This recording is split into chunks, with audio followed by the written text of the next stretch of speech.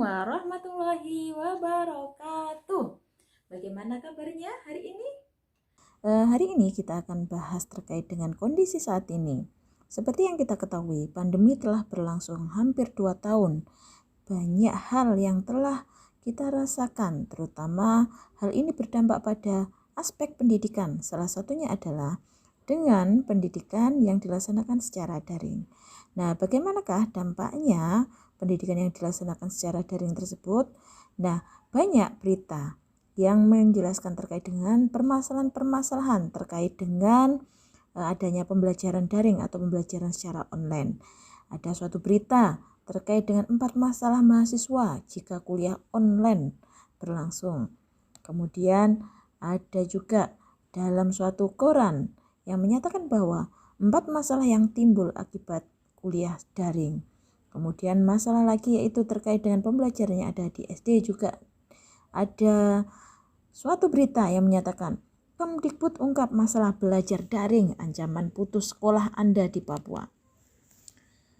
Nah, itu semua adalah berita-berita yang terkait dengan pembelajaran daring atau pembelajaran online yang telah kita laksanakan hampir 1 tahun ini, 1 tahun lebih ya, kurang lebih 2 tahunan. Nah, bagaimana sebenarnya kita sebagai seorang dosen untuk menghadapi ini semuanya? Jadi apakah selama ini mahasiswa kita itu sudah belajar dengan benar atau belum? Nah, ini adalah jawabannya terhadap bagaimana mengatasi permasalahan-permasalahan yang ditimbulkan dari pembelajaran daring tersebut.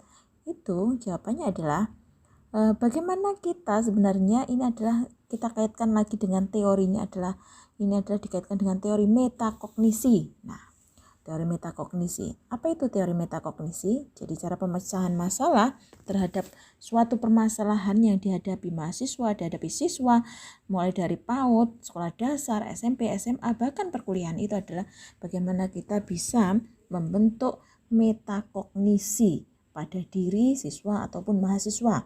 Apa itu metakognisi? Nah, di sini adalah metakognisi. Metakognisi itu bisa diartikan sebagai suatu pengetahuan, kesadaran, dan kendali atas proses kognisi.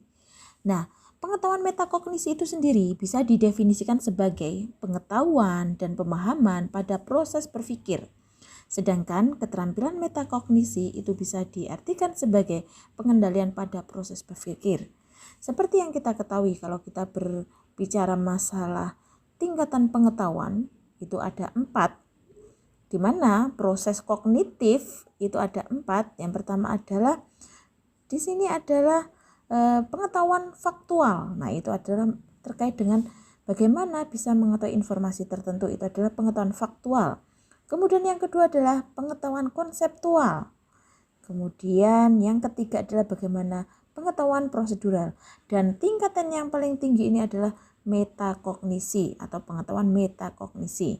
Nah, ini adalah bagaimana mengetahui tentang sifat berpikir dan tentang strategi pembelajaran yang efektif dan menyadari itu adalah miliknya, bagaimana kita bisa belajar seperti itu.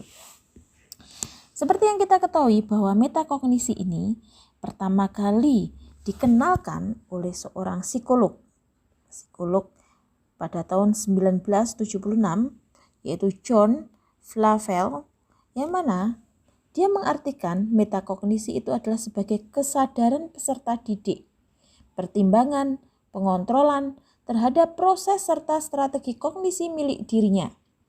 Nah, di sini adalah pengetahuan dan pengaturan orang tentang proses berpikir dan belajar mereka sendiri dikenal sebagai metakognisi. Nah, itu adalah pertama kali dikenalkan oleh John Flavel. Nah, di sini Flavel menyatakan bahwa metakognisi itu bisa diartikan sebagai kemampuan untuk memikirkan tentang bagaimana cara belajar. Jadi bagaimana cara belajar?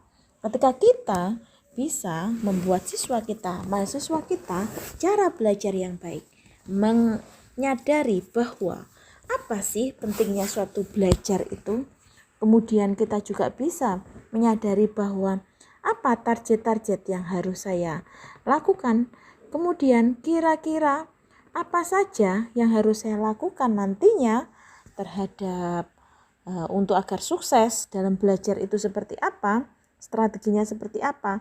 Dan apabila itu sudah dimiliki oleh siswa-siswa kita atau mahasiswa kita, maka itu nanti akan menjadi suatu kesuksesan dalam belajarnya siswa.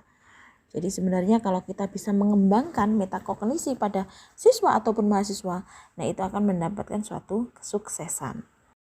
Bagaimana kita bisa memecahkan masalah terkait dengan pembelajaran daring? Maka kita kaitkan dengan penggunaan metakognisi untuk memecahkan masalah pembelajaran daring. Langkah-langkah pengembangan pengetahuan metakognisi itu adalah yang pertama yaitu mendefinisikan tugas. Nah, di sini adalah sebagai suatu contoh. Contohnya adalah bagaimana kita sebagai dosen, kita harus pahamkan dulu terkait dengan tugas apa yang akan kita berikan kepada mahasiswa kita. Dan kita jangan lupa dalam merumuskan suatu tujuan dari suatu pembelajaran, kita gunakan mulai dari level kognitif C4, C5, dan C6. C4 sebagai contohnya adalah menganalisis. Jadi kegiatannya adalah contohnya sebagai meminta mahasiswa untuk menganalisis suatu permasalahan. Atau yang kedua adalah menggunakan C5, contohnya adalah mengevaluasi dengan cara misalnya membandingkan antara sekolah A dengan sekolah B. Nah, kemudian yang keenam adalah membuat atau dikenal dengan C6, create.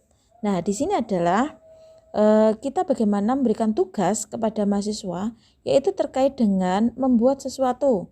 Contohnya kita meminta mahasiswa kita membuat rencana pelaksanaan pembelajaran atau RPP. Nah, kita meminta mahasiswa kita membuat media pembelajaran. Nah, itu di awal adalah tujuan pembelajaran harus jelas dan kita gunakan KKO level C4, C5, C6. Yang pertama yaitu mendefinisikan tugas, maka tugas kepada mahasiswa harus dijelaskan dengan menggunakan penugasan level KKO-nya adalah C4, C5, dan C6. Kemudian yang kedua yaitu menetapkan tujuan dan perencanaan. Pada kegiatan ini kita harus jelaskan bahwa tujuan dari kegiatan ini apa. Contoh, kita meminta mahasiswa kita membuat perangkat pembelajaran. Maka tujuannya untuk apa? Tujuannya agar mahasiswa kita bisa memahami, bisa membuat. Jadi tujuannya adalah bagaimana mahasiswa kita bisa membuat perangkat pembelajaran kemudian nanti dapat mengaplikasikannya di sekolah dasar seperti itu. Kemudian selanjutnya adalah kita berlakukan taktik dan strategi belajarnya. Nah, strategi belajar bisa menggunakan strateginya adalah menggunakan strategi pembelajaran berbasis proyek atau menggunakan strategi pembelajaran yang lainnya. Bagaimana mahasiswa kita agar bisa selesai tugasnya, contohnya tadi membuat perangkat pembelajaran, maka strategi yang harus dilakukan apa? Contohnya di sini adalah menggunakan strategi pembelajaran berbasis proyek. Nah, di sini adalah bagaimana mahasiswa kita saling bekerja sama dengan kelompoknya untuk menyelesaikan perangkat pembelajarannya. Kemudian di situ adalah proyek tersebut kapan harus dikerjakan dan kapan harus dikumpulkan itu harus sudah dijelaskan. Kemudian yang keempat yaitu beradaptasi dengan pembelajaran. Nah, di sini adalah bagaimana mahasiswa kita harus sudah bisa mampu beradaptasi terkait dengan proses pembelajaran yang dilakukan. Karena level untuk mahasiswa, dosen bukan satu-satunya sumber informasi. Tapi di sini adalah dosen sebagai fasilitator. Maka kita sebagai fasilitator, kita hanya memfasilitasi, kemudian mahasiswa dia yang membuat, dia yang mengerjakan. Tapi kita adalah tetap bertugas untuk bagaimana kita bisa mengarahkan dan kita bisa juga bisa memantau kinerja dari mahasiswa kita. Jadi itu tadi adalah beberapa langkah-langkah yang dilakukan untuk menyelesaikan permasalahan terkait dengan pembelajaran daring khususnya bagi mahasiswa yang mengalami masalah.